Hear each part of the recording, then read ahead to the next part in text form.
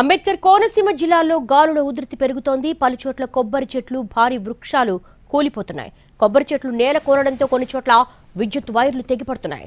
ఎప్పటికప్పుడు రహదారులకు అడ్డుగా ఉన్న చెట్లను సహాయక సిబ్బంది తొలగిస్తున్నారు.